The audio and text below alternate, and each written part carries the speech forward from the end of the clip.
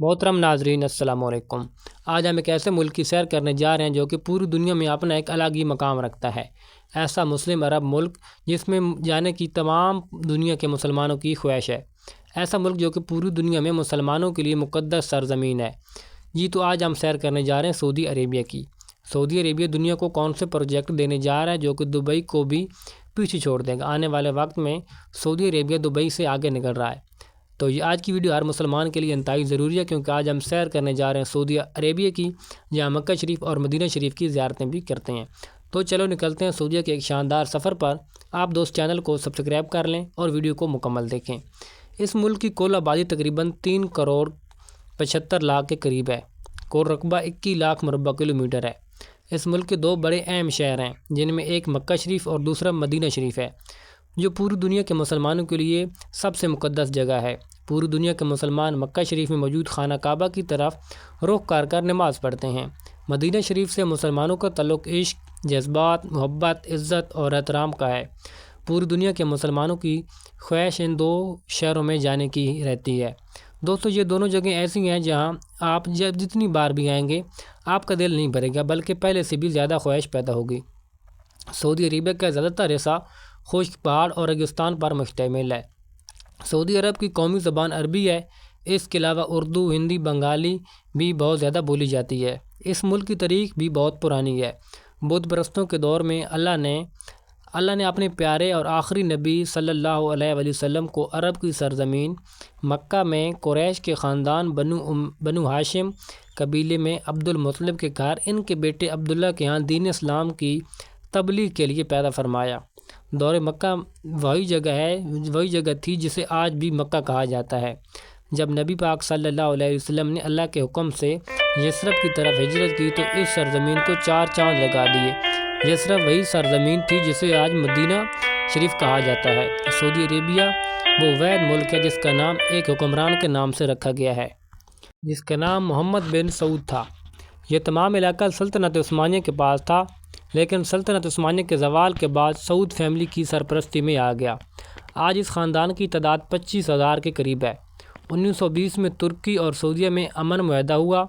1927 میں برطانیہ نے سب سے پہلی بار عبدالعزیز کی بادشاہت کو قبول کیا۔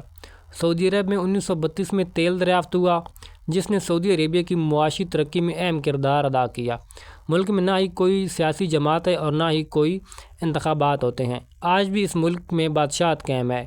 کافی عرصہ تک سعودی عربیہ میں فیصلے قرآن و سنت کی روشنی میں کیے جاتے تھے، لیکن آج سعودی عربیہ میں بہت سی تبدیلیاں آ چکی ہیں۔ اس ملک کی کل آبادی میں تقریباً 50% حصہ غیر ملکی لوگوں کی آبادی پر مشتمل ہے۔ کیا آپ جانتے ہیں پاکستانی سے باہر لوگ سب سے زیادہ سعودی عرب میں مقیم ہیں؟ 2024 کی ایک رپورٹ کے مطابق 26 لاکھ لوگ جو ہیں وہ سعودی عربیہ میں مقیم ہیں، اور انڈین لوگوں کی تعداد تقریباً 29 لاکھ کے قریب ہے، جو کہ کام کی غرض سے آئے ہیں۔ اس ملک میں موجود بہت سے پاکستانی ایسے ہیں جو کہ یہاں پر ٹیکسی چلاتے ہیں اور بسیں چلاتے ہیں۔ اس کے علاوہ جنرل اسٹور وغیرہ کا کام بھی کرتے ہیں۔ اگر ہم بات کرتے ہیں انڈیا کی، تو انڈیا کے لوگ بھی بہت زیادہ یہاں پر آباد ہیں۔ تقریباً انڈیا کے لوگ جو ہیں وہ 29 لاکھ کے قریب لوگ یہاں پر آباد ہیں۔ انڈیا اور پاکستان سے جانے والے لوگ زیادہ تر ابراہیم خلیل روڈ کے ہوٹلوں میں ٹھہرتے ہیں۔ حرم کے ارد گرد تمام ہوٹل تقریباً 5 اسٹار ہوٹل ہیں، جن کا ایک رات کا کرایہ تقریباً 7,000 ریال سے 11,000 ریال ہے۔ ان میں سب سے مشہور ہوٹل کلاک ٹاور ہے۔ اس ٹاور کے سامنے کنگ عبدالعزیز گیٹ ہے۔ اس گیٹ سے آنے والے تمام کمائی حرم کے لیے وقف کر دی جاتی ہے۔ اس کے بعد اگلا گیٹ کنگ فہد گیٹ ہے۔ ان دونوں گیٹ سے عام طور پر عمرہ کرنے والے حاجی داخل ہوتے ہیں۔ بغیر احرام کے لوگوں کو عام طور پر اوپر بھیج دیا جاتا ہے۔ اس کے علاوہ تیسرا گیٹ کنگ عبداللہ گیٹ ہے، جس کو کچھ عرصہ پہلے ہی تیار کیا گیا ہے۔ اس کے اندر جا کر آپ بس دیکھتے ہی رہ جائیں گے۔ اس گیٹ کے اندر آپ بغیر احرام کے بھی جا کر نماز ادا کر سکتے ہیں۔ حرم کے پاس مشہور شاپ بن داؤد اسٹور ہے، جہاں آپ کو ہر چیز آسانی سے مل جاتی ہے۔ یہ اسٹور کلاک ٹاور کے نیچے بھی موجود ہے اور مکہ ٹاور ہوٹل کے اندر بھی موجود ہے۔ سب سے زیادہ رش آپ کو البیک میں نظر آئے گا۔ اس کی 2 بڑی وجوہات بھی ہیں۔ ایک تو یہ ہے کہ یہ سب سے سستا، اور دوسرا ٹیسٹ بھی پاکستانی اور انڈین بروس جیسا ہے۔ آپ جب بھی مکہ شریف جائیں، صفا مروہ والی سائٹ پر آپ صلی اللہ علیہ وسلم والی رہائش گاہ کا وزٹ ضرور کریں۔ اب اسے ایک لائبریری میں تبدیل کر دیا گیا ہے۔ حرم کے سامنے جو ہوٹل آپ کو وی کی شکل میں نظر آ رہا ہے، یہ ہوٹل اس کے درمیان حضرت ابوبکر صدیق رضی اللہ تعالیٰ عنہ کا گھر تھا۔ اس ہوٹل کے ساتھ واش روم بھی موجود ہیں جہاں ابو جہل کا گھر ہوا کرتا تھا۔ مدینہ شریف میں بہت سی زیارتیں بھی موجود ہیں۔ مدینہ شریف میں آپ کو تمام ہوٹل ایک جیسی ہائٹ میں ہی نظر آئیں گے۔ ان ہوٹلوں کو 3 رو میں بنایا گیا جن کا ایک رات کا کرایہ تقریباً 900 ریال سے 1500 ریال ہے۔ مسجد نبوی کے 22 نمبر گیٹ جو ہے وہ سیدھا راستہ اود پہاڑ کی طرف جاتا ہے، جس کے بارے میں نبی کریم صلی اللہ علیہ وسلم نے فرمایا، مجھے اود پہاڑ سے اور اود پہاڑ کو مجھ سے محبت ہے۔ اس کے علاوہ آپ مسجد قبلتین کی طرف بھی ضرور جائیں جہاں اللہ کے حکم سے قبلہ کا رخ تبدیل ہو گیا تھا۔ اس کے علاوہ مسجد جمعہ اسلام کا وہ مسجد جہاں کہ اسلام کا پہلا جمعہ پڑھایا گیا تھا۔ آپ تمام دوست جب بھی جائیں مسجد قباء ضرور جائیں، جہاں پر 2 نماز نفل پڑھنے کا ثواب مقبول عمرہ کے ثواب کے برابر ہے۔ اس مسجد میں جانے کے لیے حرم کے گیٹ نمبر 1 سے پیدل جانے کا راستہ بھی بنا دیا گیا ہے۔ اس کے علاوہ آپ ٹیکسی پر بھی جا سکتے ہیں۔ اس کے علاوہ مزید کعبہ کے سامنے حضرت سلمان فارسی کا باغ بھی موجود ہے۔ اس باغ کے اجوا کھجور جو ہے پوری دنیا میں بہت زیادہ مشہور ہے۔ اجوا عالیہ اجوا جو ہے اعلیٰ بھی کہا جا سکتا ہے۔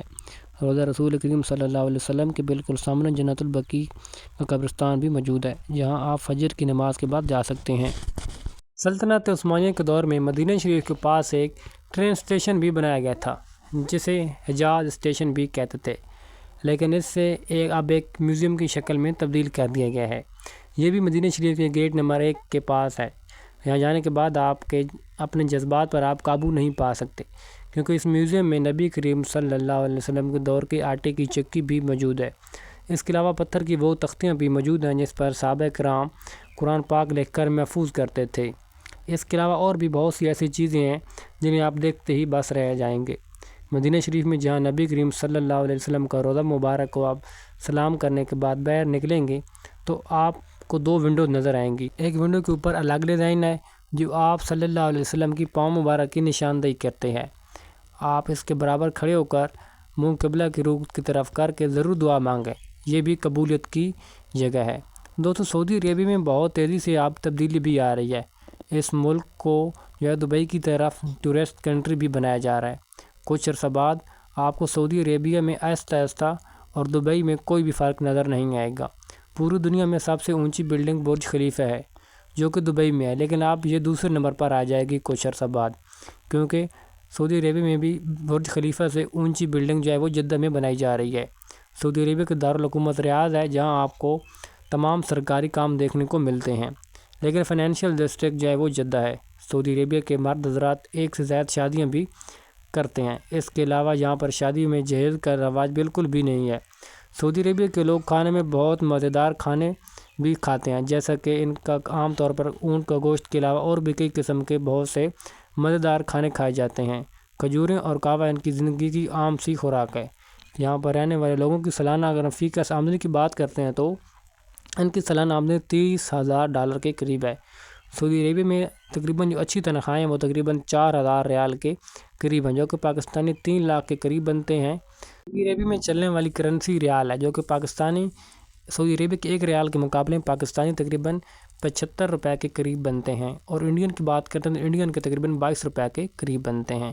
تو اللہ پاک سے دعا ہے کہ اللہ پاک ہم تمام دوستوں کو، تمام مسلمانوں کو حج اور عمرہ کرنے کی توفیق عطا فرمائے۔ آمین ثم آمین۔